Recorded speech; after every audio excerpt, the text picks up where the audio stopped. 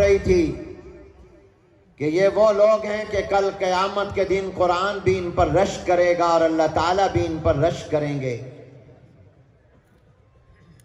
اور اللہ تعالیٰ ملائکہ اور فرشتوں کو فرمائیں گے کہ یہ وہ انسان ہے جس کی پیدائش پر تم نے سوال اٹھایا تھا، اَتَجْعَلُ فِيهَا مَن يُفْسِدُ فِيهَا وَيَسْفِكُ الدِّمَاءَ۔ آج دیکھو کہ یہ کیسے قرآن کے دیوانے اور قرآن کے عاشق ہیں، تو قرآن بھی ان پر ناز اور فخر کرے گا۔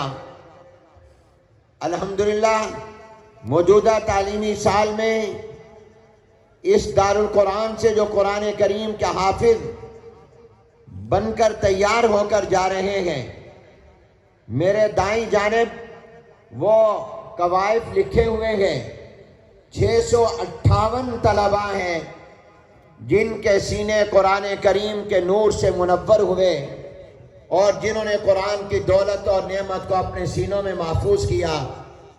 میں ادب کے ساتھ ان 658 طلباء سے درخواست کروں گا کہ وہ ذرا کھڑے ہو کر آپ ان کو دیکھ کر کہہ دیں مبارک مبارک، اور وہ کہہ دیں خیر مبارک۔ تمام حفاظ تھوڑی دیر کے لیے کھڑے ہو جائیں، سارے کہہ دیں سبحان اللہ، کوئی زبان خالی نہ رہے۔ اللہ جو جو سبحان اللہ کہ ان کو جنتی بنا دے۔ سارے کہو سبحان اللہ، اور اب کہو مبارک مبارک، تم کہو بھئی خیر مبارک، مبارک مبارک۔ یہ آپ دیکھیں کس عمر کے بچے ہیں، آپ ان کو موٹر سائیکل کی چابی نہیں دیتے، آپ ان کو کار نہیں دیتے، آپ ان کو اپنی دکان کی چابی نہیں حوالے کرتے، مگر اللہ نے سب سے بڑی دولت قرآن ان کے حوالے کی ہے۔ ان کے سینے قرآن کا مرکز لوح محفوظ کا نمونہ ہے۔ تشریف رکھو۔ یہ تو طلباء ہیں، اور آپ نے دیکھا ہوگا بہت بڑی تعداد یہاں لکھی ہے طالبات کی، وہ پردے میں ہیں جو قرآن کے حافظات بنی، اور 149 طالبات قرات کے شعبے سے فارغ ہوئیں۔ آپ نے تو ابھی بچوں کو دیکھا کہ قرآن کی مختلف قراتیں پڑھ رہے ہیں، بچیاں بھی قراتیں انہوں نے بھی پڑھی اور شعبہ قرات سے فارغ ہوئے۔ اور اب میں یہ کون سی جو حافظات ہیں 149 قرآن کریم کی حافظات، ماشاءاللہ 150 بچیاں حافظہ بنی۔ اور اب میں ادب کے ساتھ درخواست کروں گا ان طلباء سے جو دورہ حدیث سے فارغ ہو رہے ہیں، جو اس ادارے میں الحمدللہ درس نظامی کی تکمیل کر رہے ہیں، اور چند ایام کے بعد وہ اپنے سالانہ امتحان دیں گے۔ 81 طلباء ہیں جو الحمدللہ درجہ عالمیہ سے فارغ ہو کر جا رہے ہیں۔ ذرا آپ سے بھی درخواست سے کھڑے ہو جائیں۔ ان میں 42 طلباء ہیں اور 43 طالبات ہیں، وہاں لکھی ہیں 43 طالبات۔ ماشاءاللہ بھائی، آپ سارے کہو سبحان اللہ، اور آپ سب کہو مبارک مبارک، آپ کہو خیر مبارک خیر مبارک۔ تشریف رکھیے۔ اس تقریب کے دلہا یہ ہیں، میں اور آپ باراتی ہیں۔ قاری عزیز الرحمان صاحب جو ہمارے محب بھی ہیں اور محبوب بھی ہیں، قاری صاحب کے تمام بچے ہمارے لیے محبت کا مرکز ہیں۔ وہ کہہ رہے تھے کہ جیسے شادی کے بعد والدین بیٹی کو رخصت کرتے ہیں تو یہ بھی بمنزل اولاد کے ہیں، اساتذہ کرام بمنزل والد کے ہیں۔ یہ ان طلباء کو رخصت کر رہے ہیں، اور ظاہر ہے کہ جس وقت رخصت کیا جاتا ہے تو کچھ نہ کچھ ہدایات بھی دی جاتی ہیں۔ ہدایات تو اکابر دیں گے، میں چند گزارشات ان سے کرنا چاہتا ہوں، چند درخواستیں کرنا چاہتا ہوں۔ دارالقرآن سے فارغ ہونے والے قرآن کے حافظوں اور قرآن کریم کے حافظات اور قرآن کریم کے قاریوں سے یہ درخواست کروں گا کہ قرآن کریم اللہ کی بہت بڑی نعمت و دولت ہے جو اللہ نے آپ کو عطا کی ہے۔ اس قرآن کریم کو کبھی بھلانا نہیں، اس کو ہمیشہ یاد رکھنا۔ قرآن کریم کی تلاوت کو اپنی زندگی کا معمول بنانا، قرآن کریم کی تلاوت کو اپنی زندگی کا محبوب ترین مشغلہ بنانا، قرآن کریم چلتے پھرتے اٹھتے بیٹھتے پڑھتے رہنا، قرآن کریم تمہارے خون کی طرح تمہاری رگوں میں دوڑے، قرآن کریم تمہاری روح بن جائے، قرآن تمہاری غذا بن جائے۔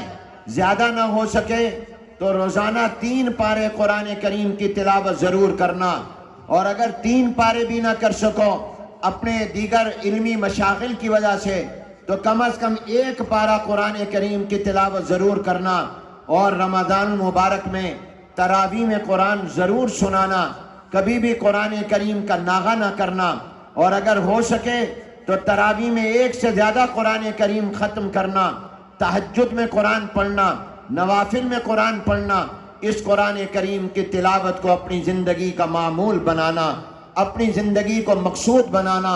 جب آپ قرآن کی تلاوت کریں گے تو آپ کی زندگی میں انوار و برکات آئیں گے، آپ کی طبیعت میں اور مزاج میں سکون آئے گا۔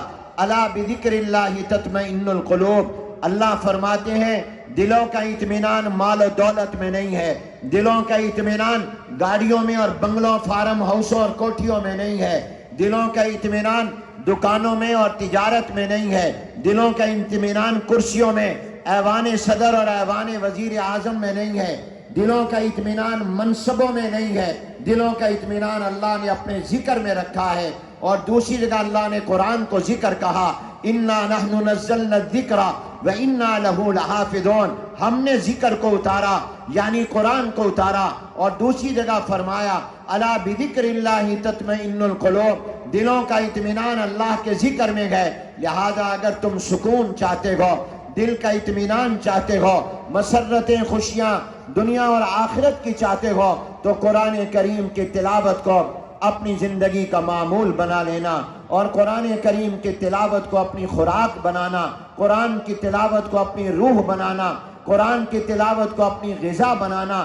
قرآن کریم حفظ کرنا واجب نہیں ہے، فرض نہیں ہے، مستحب کے درجے میں ہے، لیکن قرآن کریم کو یاد کرنے کے بعد بھلا دینا یہ بہت بڑا گناہ ہے، یہ نعمت کی ناشکری ہے، یہ نعمت کی ناقدری ہے۔ جو اللہ کے کلام سے بے نیازی کرے گا، جو اللہ کی کتاب سے استغنا برتے گا، پھر اللہ سب سے بڑا غنی ہے، پھر اللہ بھی اس سے بے نیاز ہو جائے گا، پھر اللہ کی رحمتیں اس پر نازل نہیں ہوں گی۔ اس لیے قرآن کی تلاوت کو میرے عزیزوں اپنا مشغلہ بنانا، اپنا معمول بنانا۔ دوسری گزارش قرآن کے حافظوں اور قاریوں سے یہ ہے کہ تمہیں اللہ نے قرآن کے الفاظ عطا کر دیے ہیں، تمہارے سینوں میں اللہ نے آیتوں کو، قرآن کریم کے حروف کو محفوظ کر دیا ہے، زبان سے تلاوت صحیح کرنے کی توفیق عطا فرما دی ہے، مگر اس پر اکتفا نہ کرنا۔ قرآن صرف لفظوں کا نام نہیں ہے، قرآن کریم صرف حروف کا نام نہیں ہے، یہ قرآن کریم الفاظ اور معنی دونوں کا نام ہے۔ وَهُوَ اسْمٌ لِلنَّظْمِ وَالْمَعْنَى جَمِيعًا، قرآن کریم لفظ کا نام بھی ہے، قرآن کریم معنی کا نام بھی ہے۔ اگرچہ قرآن کے الفاظ بھی مقصود ہیں، اس لیے نماز میں صرف قرآن کے الفاظ کی تلاوت کی جاتی ہے۔ قرآن کا 1 حرف پڑھنے پر اللہ 10 نیکیاں دے دیتے ہیں، اگر سمجھ نہیں رہا تب بھی اس کی تلاوت پر اجر ملتا ہے۔ حضور کا پہلا مقصد ہی یتلو علیہم آیاتہ فرمایا گیا ہے۔ حضور نے مثال بھی الف لام میم کی دی ہے، جس کا معنی کوئی نہیں جانتا کہ الف 1 حرف، لام دوسرا اور میم تیسرا حرف ہے، اس کے پڑھنے پر 30 نیکیاں مل جاتی ہیں۔ تو آپ حضرات نے قرآن کے الفاظ تو حاصل کیے، یہ اجر و ثواب ہے، بہت بڑی دولت اور نعمت ہے، مگر اس پر اکتفا نہ کیجیے گا۔ قرآن کا ایک حصہ آپ کو ملا ہے، ایک حصہ باقی ہے، اور وہ یہ کہ قرآن کے الفاظ تو ملے، ان کا معنی کیا ہے، ان کا مطلب کیا ہے، ان کا ترجمہ کیا ہے، ان کا مفہوم کیا ہے، ان کی تفسیر کیا ہے، ان کی تشریح کیا ہے، اللہ کیا فرما رہے ہیں، اس کو جاننا بھی ضروری ہے۔ لہذا تمام حافظوں سے، تمام قاریوں سے، ان کے والدین سے میں اس مجمع میں درخواست کروں گا کہ وہ ارادہ کر لیں کہ وہ انہوں نے اپنے بچے کو پورا قرآن دلوانا ہے، جس طرح 30 پارے کے الفاظ ان کے سینوں میں آئے، اب وہ اس کا علم بھی، اس کا معنی بھی، اس کا مطلب بھی ان کو سکھائیں، اور جامعہ دارالقرآن میں ان کو عالم بننے کے لیے بھیجیں، اور بچیاں بھی یہاں عالمہ بننے آئیں تاکہ قرآن کے الفاظ بھی ان کے سینوں میں آئے اور ان الفاظ کا معنی بھی آئے، اور ان کو قرآن کریم کا حقیقی نور مل جائے کہ اللہ کیا کہتے ہیں، کیا فرماتے ہیں، کیا چاہتے ہیں، اور کیا اللہ ہم سے نہیں چاہتے، حلال کیا ہے، حرام کیا ہے، جائز کیا ہے، ناجائز کیا ہے، فرض کیا ہے، واجب کیا ہے۔ تو قرآن کریم کے الفاظ کے معنی اور مطلب کو اور اس کے علم کو حاصل کرنے کا بھی آج کے اس مجمع میں ارادہ کریں، انشاءاللہ پھر آپ کو قرآن کا کمال مل جائے گا اور اس کا نور کامل مل جائے گا۔